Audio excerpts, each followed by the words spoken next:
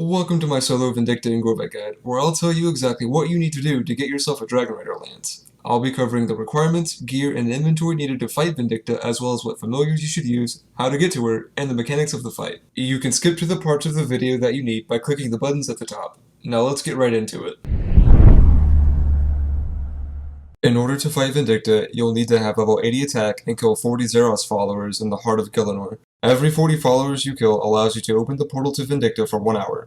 If you have 4500 reputation with Vindicta's Chosen, the amount of followers you need to kill is cut in half. Alongside these requirements, you'll need 43 prayer for access to protect from melee and protect from missiles. If using curses, you'll need level 71 prayer for deflect melee and deflect missiles. Though these prayers and curses are not a direct requirement to fight Vindicta, they are required to survive the fight against her. These are the bare minimum requirements and are far from ideal. If you want to take Vindicta down more effectively and claim the Dragon Rider lance for yourself, there are a few more requirements to meet. You'll need level 90 in your respective combat style for tier 90 weapons. As with most high level bosses, you'll want 95 prayer for Turmoil and its variants, and 96 Herblore for overloads. 96 summoning is useful for a pack yak, as it'll make your fights against Vindicta much more forgiving.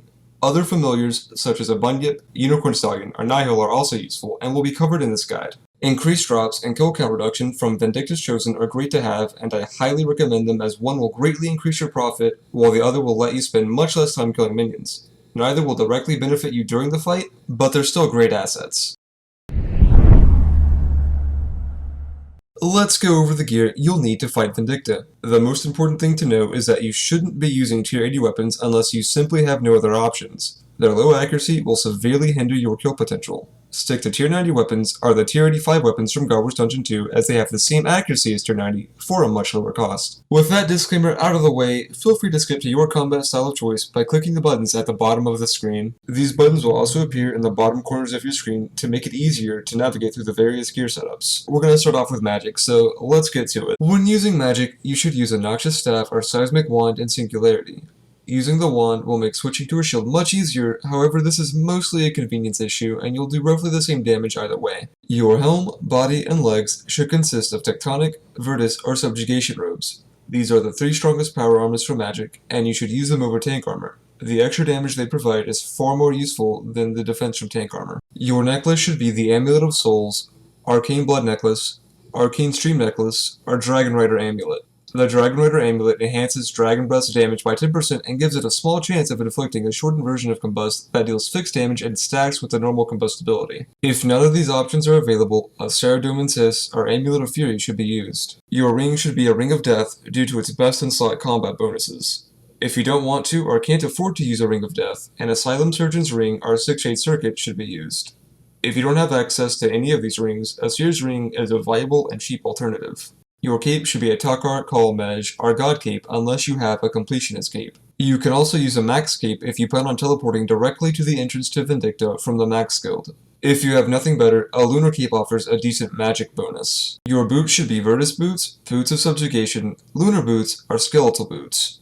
Your gloves should be a Death Touch Bracelet, Celestial Hand Wraps, Virtus Gloves, Gloves of Subjugation, Lunar Gloves, or Culinary Gloves 10, otherwise known as Burrow's Gloves. Keep in mind that Celestial Hand Wraps degrade to dust and can't be traded once equipped. If you want to use an aura, Vampirism, Runic Accuracy, and Dark Magic are great choices. Vampirism's heal is extremely useful for sustaining yourself during the fight. Runic Accuracy is good if you need to boost your accuracy for any reason, and Dark Magic will deal a respectable amount of passive damage throughout the fight. If you're going to bring a Scrimshaw, use a Scrimshaw of the Elements to boost your damage.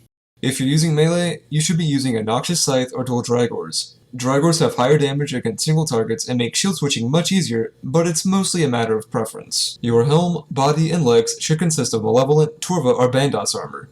These are the 3 strongest power armors for melee, and you should use them over tank armor. The extra damage they provide is far more useful than the defense from tank armor. Your necklace should be the Amulet of Souls, a Brawler's Blood Necklace, a Brawler's Knockout Necklace, or a Ceridome's Whisper. If none of these options are available, an Amulet of Fury is also viable. Your ring should be a Ring of Death due to its best in slot combat bonuses. If you don't want to or can't afford to use a Ring of Death, an Asylum Surgeon's Ring or 6-Shade Circuit should be used instead. If you don't have access to any of these rings, a Warrior Ring is a viable and cheap alternative. Your cape should be a Takar, Call, Ket unless you have a Completionist Cape.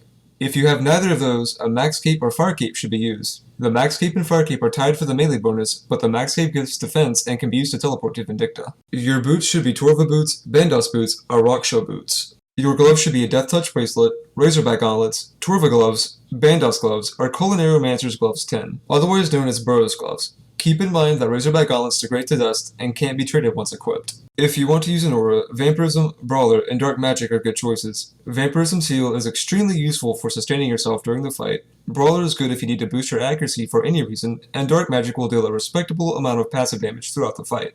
You should use a Noxious Longbow or Dual Ascension crossbows. The damage difference between the two is negligible, and both have easy access to shield switching. Your helm, body, and legs should consist of Serenic, Pernix, or Armadillo armor. These are currently the 3 strongest range power armors, and should be used over tank armor. Your necklace should be an Amulet of Souls, Farsight Blood Necklace, Farsight Sniper Necklace, or Saradomin's Murmur. If you don't have any of these amulets, an Amulet of Fury will work. Your ring should be a Ring of Death due to its best in slot combat bonuses. If you don't want to or can't afford to use a Ring of Death, an Asylum Surgeon's Ring or 6-Shade Circuit should be used. If you don't have access to any of these rings, an Archer's Ring is a viable and cheap alternative. Your cape should be a Tuckart Calzil unless you have a Completionist cape.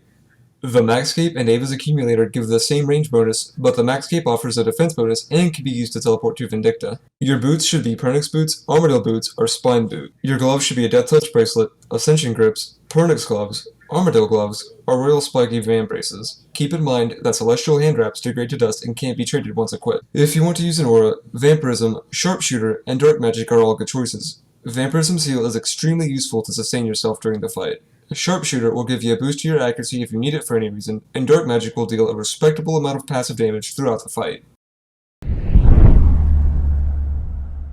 Let's take a look at what you should bring along. Your inventory should consist of 2 Holy Overloads, 12 Prayer Flasks, 5 Adrenaline Flasks, a Ring of Vigor, Excalibur, a Shield, and a teleportation method for getting to the Heart. To get to the Heart quickly, you'll want to bring Heart Teleport Tablets or the slightly slower Desert Amulet 2 or above for its teleport to Narda.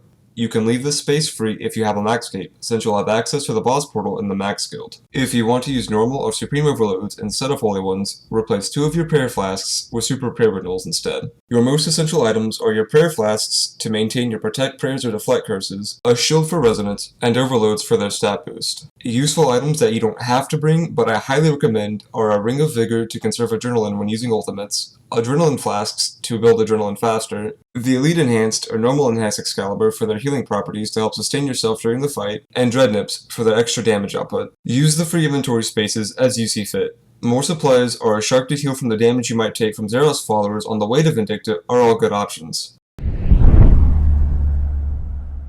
These are the familiars that you should be using when fighting Vindicta. Alpaciac, or the best beast of burden you can use, is your best option if you aren't yet comfortable with Vindicta's mechanics. You can stuff it full of food and have that extra bit of security while you're learning. A Bunyip passively heals 2% of your maximum HP every 15 seconds, making it a great way to sustain yourself when your Vampirism aura is on cooldown or you want to use something else. This familiar should only be used once you're more experienced at fighting Vindicta, as it can't out-heal Vindicta's harder hitting attacks if she lands them. If you want heals that are a little less fishy, a Unicorn Stallion is a strong choice. It lacks the passive healing of a Bunyip, but its special move Healing Aura restores 10% of your maximum HP at the cost of 10% adrenaline and 20 of your familiar special move points. This makes it very useful should you be unable to avoid one of Vindicta's harder hitting attacks. Try not to let that happen too often though, since the Unicorn's healing is fairly limited. If you prefer damage output over healing or food, a Nihil or Steel Titan should be your go-to familiar. Nihils provide a 5% accuracy boost to your range, magic, or melee attacks depending on which Nihil you use. Excluding the Smoke Nihil, they also have a chance of reducing their target's accuracy or defense. The Steel Titan is a cheap alternative to Nihils. It doesn't boost your accuracy, but it does have a special move that lets it do 4 attacks in one hit. You should only use Nihils or a Steel Titan once you're more experienced with Vindicta, as using them means you don't have access to extra heals or food. There are 3 quick ways of getting into the heart of Gielinor. The first is to use a Heart Teleport Tablet. The second is to use a Desert Amulet 2 or higher and teleport to Narda. Once in Narda, run southwest to the entrance of the Heart. The Desert Amulet 2 or higher also doubles as a Great Escape method, due to Narda having a bank allowing you to restock, and its close proximity to the Heart of Gielinor. If using either of these methods, once you're inside the Heart of Gielinor, you'll run southwest. This will take you to Vindicta's boss portal. The third option is to use the Max Guild's boss portal to teleport to the entrance to Vindicta. However, I don't have a Max Cape, so I can't show you this. Let's talk about Vindicta's mechanics and how to counter them. Vindicta has two phases. In phase 1, she drops off of Gorvek and into the middle of the arena. She'll use 2 melee attacks, then follow up with Hurricane. After she uses Hurricane, she'll start attacking you in a set pattern that she won't deviate from until phase 2 begins. She'll use 1 melee attack, followed by another, slower melee attack with a 5-second delay. Once she uses this slower melee attack, Vindicta will raise her sword, then bring it down as Gorvek flies by, creating a line of fire aimed at where you're standing. After Gorvek flies away, she'll start attacking you again. She'll use 3 normal melee attacks, and finish up with Hurricane.